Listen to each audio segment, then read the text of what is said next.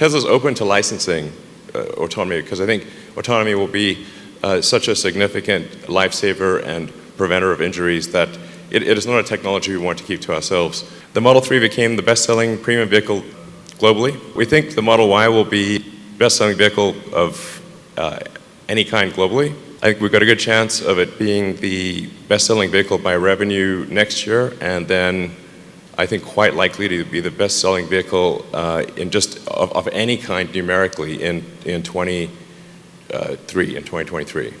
Giga Shanghai has done an incredible job.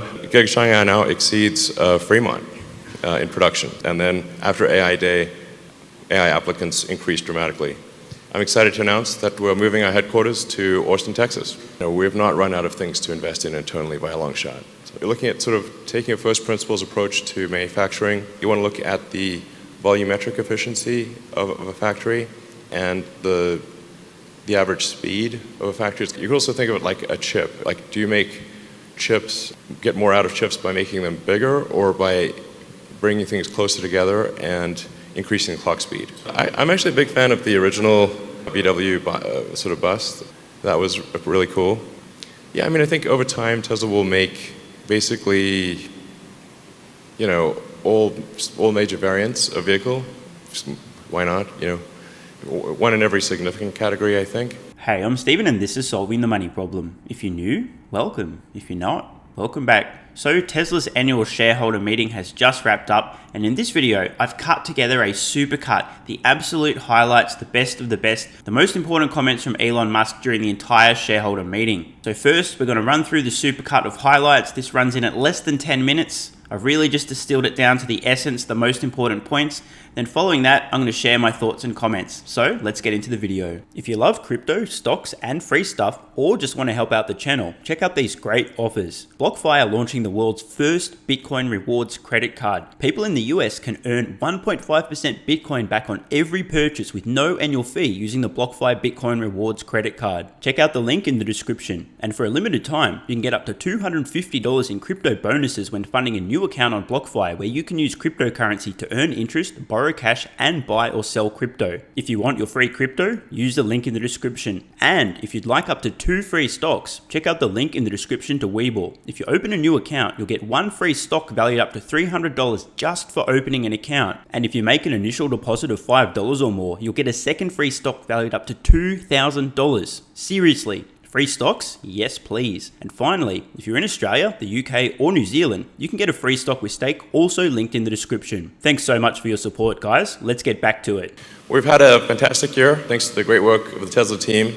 We have record vehicle deliveries. I think this might be the fastest that any large manufactured object has grown. It looks like we have a good chance of maintaining that into the future. Basically, if we can get the chips, we can do it. I feel confident of being able to maintain something like this, at least above 50% for quite a while. The Model 3 became the best-selling premium vehicle globally, so of any premium vehicle. We think the Model Y will be best-selling vehicle of any kind globally. I think we've got a good chance of it being the best-selling vehicle by revenue next year, and then I think quite likely to be the best-selling vehicle in just of any kind numerically in 2023. Basically, we need Austin to get online and Berlin to get online and reach volume production, and then I think that's going to happen. Tesla's open to licensing autonomy because I think autonomy will be such a significant lifesaver and preventer of injuries that it is not a technology we want to keep to ourselves. So I think it will be morally right to license it to other manufacturers if they would like to use it. Giga Shanghai has done an incredible job. Giga Shanghai now exceeds Fremont in production. AI Day, I think it was important to change the fundamental perception of Tesla because they sort of think of Tesla as a car company, and yes, we make cars, but the AI part of Tesla was not well understood. Tesla is as much a software company as it is a hardware company. And we also do the chips. We designed the full self-driving inference computer. We're designing a training computer that's going to be able to, we think, be the most efficient neural net training computer in the world by far. We're seeing a tremendous response. So daily applicants by role. As you can see, it's basically, on the y-axis there. and then after AI Day, AI applicants increase dramatically. AI is going to be a very important part of the future. Self-driving is obviously one of the functions. I obviously have mixed thoughts about AI, and we've got to watch out for AI being a danger. But it's happening either way, so I guess if we help do it, we can try our best to make sure it is positive, good AI, hopefully. I'm excited to announce that we're moving our headquarters to Austin, Texas. I don't think we will see 4680 production in Texas this year, but we are making 4680s in California at our pilot plant, which is a big plant by normal standards. It's like capable of 10 gigawatt hours a year. So it's just a mile away from our vehicle factory in Fremont. That factory will be able to make more than enough cells for Giga Texas to scale production of Model Y. More factories. Man, it's hard to build a factory. I mean, we might start scouting for locations next year, but I think we can do a lot with Berlin and Austin, and expanding in China, expanding in Fremont. So the nice thing is like having at least a factory in Europe and a factory in China, a factory in North America. We at least have factories for our high volume products that are on the continent where most of our customers are. This is great. So we do not, like one of the biggest challenges we had in Q3 was, can we get enough ships? Like there was a huge ship shortage. Probably look at new factory locations, start to investigate them next year, maybe make a decision in 23. Does Tesla plan to offer dividends? We do not currently have plans for dividends. I do kind of feel like the time when a company offers dividends is, it's kind of cresting the hill, They've run out of things to invest internally.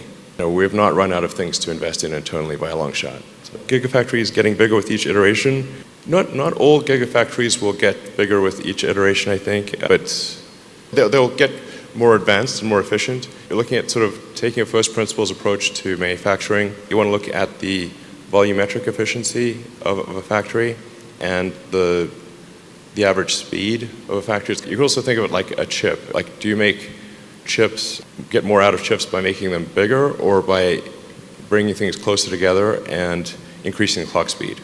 And actually, I think there's tremendous opportunity in factories to actually bring things closer together and increase the cycle time, or clock speed. There's actually, I think, tremendous opportunity to improve the efficiency of factories. Tesla's long-term competitive advantage will be manufacturing. I'm actually a big fan of the original VW sort of bus. That was really cool. Yeah, I mean, I think over time Tesla will make basically, all major variants of vehicle. Why not? One in every significant category, I think. And then we're going to have a campaign which is kind of like, well, I'm dating myself here. I want my MTV.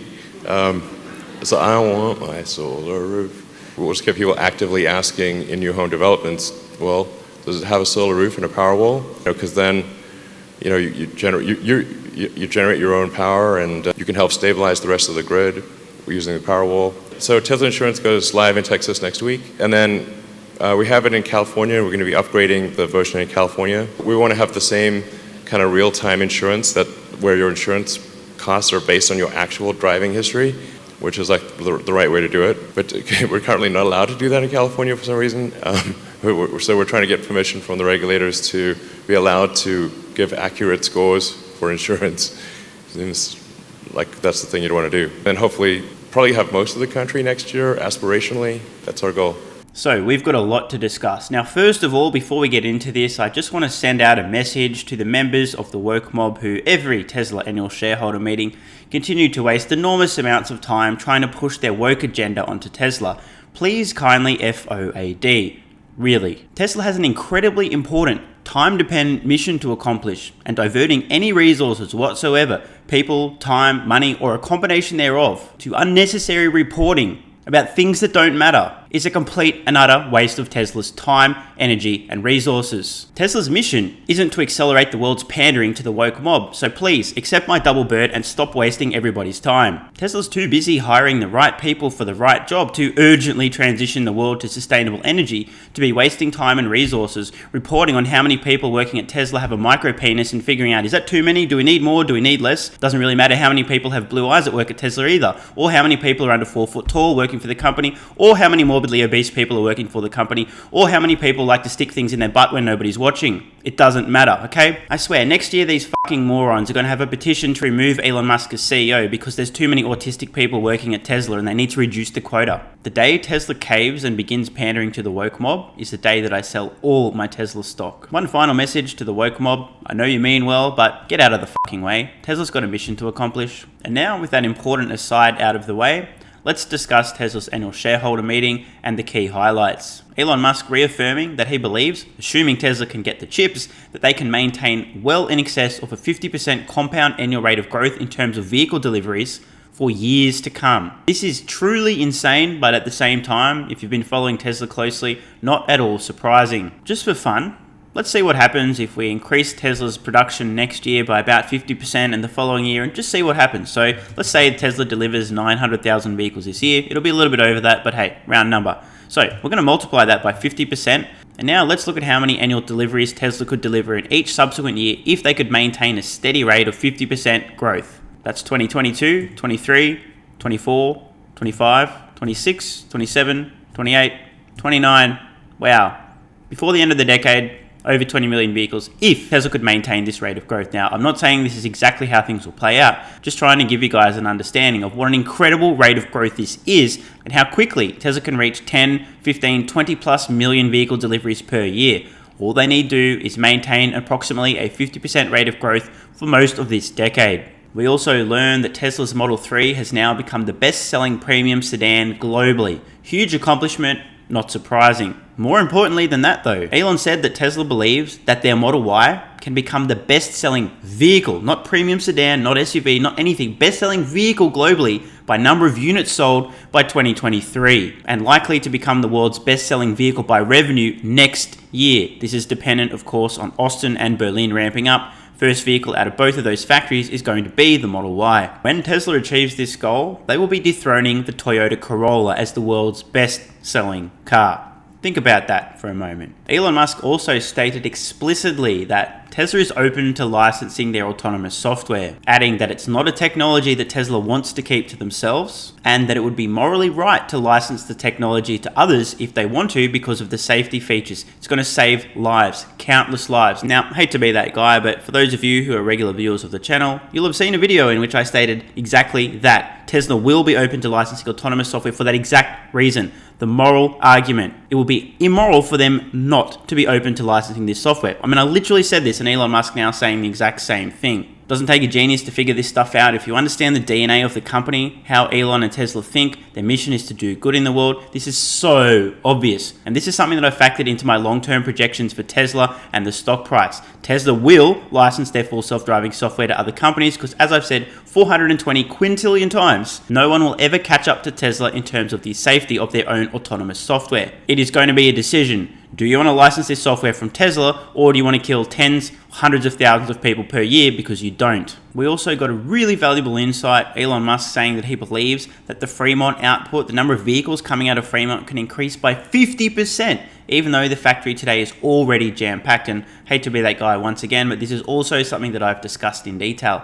Tesla, because they're continuing to delete parts and processes from their vehicles in the manufacturing process, are increasing the density, the number of vehicles that they can produce per square foot of factory floor space.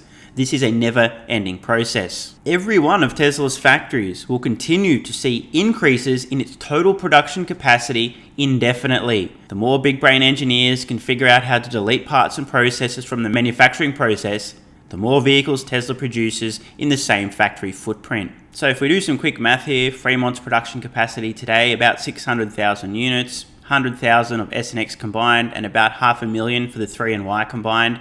If we increase that by 50%, we end up at annual production capacity out of Fremont of around 900,000 vehicles per year. Now, this is so hard, guys. I mean, I hate to be that guy again, but it'd be great if a couple of you could go fact check me and head over to some of the previous projections I've shown on this channel in my bull case, not my base or my bear case, but my bull case for production for Tesla running out to 2031. You may be familiar with the figure I had in the row of 2031 for the Fremont factory, 903,125 vehicles produced in a single year. Now, I'm sure there's many skeptics right now. Like I said, go fact check me. You'll see this figure in my projections in my bull case for Tesla production running out to 2031. It's been in videos for months. Now, how did I come to this number? And then suddenly Elon Musk is like, yeah, we might be able to increase production by 50%. We do the math and it ends up at the exact same number. It's quite simple, really. Like I said, Tesla continues to delete parts and processes. I factored this into my projections, and I also factored in the $25,000 Tesla, which in my opinion is going to be a revolution in vehicle manufacturing. I'm expecting a gigantic single piece casting front, rear, and bottom of battery pack, top of battery pack cast separately, and bam, you've got most of the car made. Now you just got to chuck on a few panels, some windows, and you're done and dusted. We also learned of the enormous success of Tesla's AI Talent Recruiting Day, also known as Tesla AI Day. Applicants for AI, artificial intelligence roles within Tesla have increased 100-fold since the event. Mission accomplished. Just to refresh your memory, a tweet I posted July 29th. Long story short, no one's going to understand what the they saw at AI Day, but that's not the point. The point is to hire AI talent. Elon Musk responding there, convincing the best AI talent to join Tesla is the sole goal of Tesla's AI Day. So, round of applause for Tesla. Seriously, a 100-fold increase in AI applicants. What a successful event. You know, I feel kind of uncomfortable here, guys, but here goes again. Hate to be that guy, but Elon Musk also hinting there that Tesla is now taking control of artificial intelligence development. Ultimately, the hint there, Elon Musk wants to be responsible for creating artificial general intelligence, good AI. Now, he didn't explicitly state this, but again, read between the lines. It's very clear now that Elon has thought, Tesla's one of the world's leading AI companies with Tesla Vision. We're in pole position to try to steer artificial general intelligence in a positive direction. Let's do that. So again, as I've been saying repeatedly since Tesla's AI Day, Tesla is ultimately going to develop artificial general intelligence. That's their goal. They're not explicitly stating this yet, but that's why the Tesla bot exists. And here we go again. I also predicted that Tesla had moved their headquarters to Austin, Texas. How did I know that? Well, the Q3 delivery numbers for the first time ever, instead of coming from Palo Alto, the press release from Austin, Texas. Again, pretty obvious, but I mean, I make these predictions and I've got to keep myself accountable, right? So yeah, just keeping myself accountable. We also heard that initially Gigafactory Texas will not be producing 4680 cells. However, the cell supply being produced at their pilot facility in Fremont, California is more than enough cells to supply all of the Model Ys being produced in Gigafactory Texas until cell production can ramp up within that factory itself. Somebody also asked when will Tesla be announcing the location of their next factory, and Elon Musk was pretty cautious, saying we're not really sure yet, we haven't really started scouting for a site. We'll probably do that next year and maybe announce the next factory location in 2023. But it's not urgent, it's not a priority, and the reason is Tesla continues, as we spoke about earlier in this video, to increase the production, increase the output, increase the efficiency of all of their existing factories. This includes Fremont, this includes Shanghai, and they've also nearly completed construction of both the Berlin and Austin factories, which are going to expand in stages. As I've predicted in the past, Tesla's combined factories today will produce well in excess of 5 million vehicles per year over the medium term. They've already got enough factories to produce at least 1/4, if not 1/3 over the long term of their long-term goal of hitting 20 million vehicles per year. They're not going to need that many more new factories. Just a handful, maybe half a dozen. And while on the topic of gigafactories, Elon Musk had a great analogy talking about increasing both the volumetric density and the average speed of their factories. He gave a great example, an analogy comparing it to a chip design. He asked the question, do you get more out of chips by making them bigger or by moving components closer and increasing the clock speed? He also added that he believes there is tremendous opportunity to massively increase the efficiency, the speed, and the overall output of factories today. And once again, reiterating that he believes over the long term, once everyone's making electric vehicles and everyone's making autonomous vehicles, Tesla's long-term competitive advantage will be manufacturing. And Elon Musk also, again, confirming that over the long term, Tesla will make vehicles in every major category. As he said, why not? Of course, this shouldn't be news. Anyone who's read Tesla's Secret Master Plan, Part 2 from 2016, 5 years ago, will have read and realized, oh, wait a minute. They want to electrify all major modes of terrestrial transport. I guess that includes vans and semis and compact cars. Rah, rah, rah, rah, rah. But it's good again to hear Elon Musk explicitly state this, especially for the people who haven't been following Tesla for that long and don't even know about the Secret Master Plan. And there was actually a huge surprise, a massive bombshell, in fact, at the annual meeting. And that was when Elon Musk revealed that Tesla's planning a campaign. Effectively, they want new homeowners when looking at purchasing a new home to be asking the question of the builders.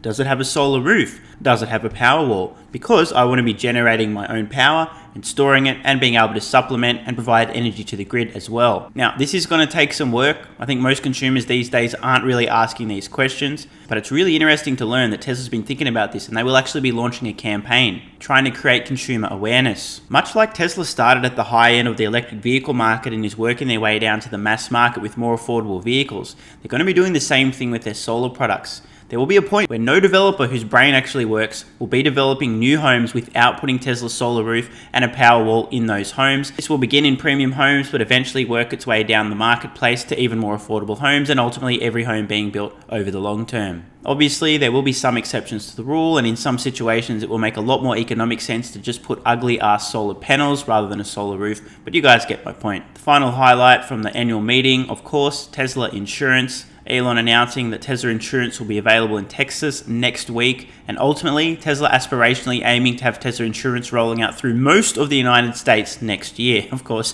there are a lot of hurdles, a lot of paperwork, a lot of applications, a lot of processes involved, but that is their goal. In case you haven't heard, Tesla insurance will make billions. I am serious, by the way. We're talking hundreds of billions of dollars per year of recurring revenue. Why? Tesla's fleet continues to grow over time. Tesla has access to data that no one else will ever have access to. The telemetry from the Tesla vehicles only available to Tesla. This means that over the long term, they'll be able to price their insurance more competitively than anyone else, and their fleet keeps getting safer, less accidents because of autonomy. Long story short, the take rate on Tesla insurance from Tesla owners will be practically 100% because you won't be able to get a better product for the same price, period. So overall, an extremely positive annual shareholders meeting from Tesla. Lots of gems, lots of great new insights, some tangible numbers as well, some projections for the future. Tesla absolutely killing it right now, just completely slaying on every front that matters. Hope you guys and girls have enjoyed this video, the Supercut highlights, and hearing my thoughts and comments. Now, I'd love to hear your thoughts and comments below.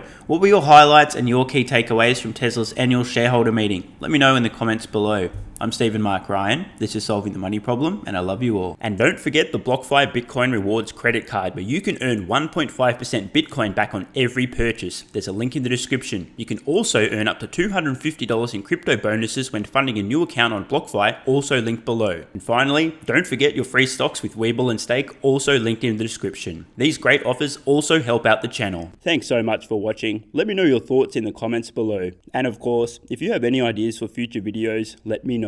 I read all your comments. P.S. If you're still watching, you're awesome. If you'd like early access, exclusive videos, regular Q&As, our private Discord server and more, consider supporting the channel at patreon.com/solvingthemoneyproblem so I can keep creating content for you guys. There's a link in the description. You can now also become a member of the channel for some exclusive perks. To learn more, click the join button next to subscribe. And don't forget to check out our merch store. Either way, the best form of support is you being here and watching, so thanks again.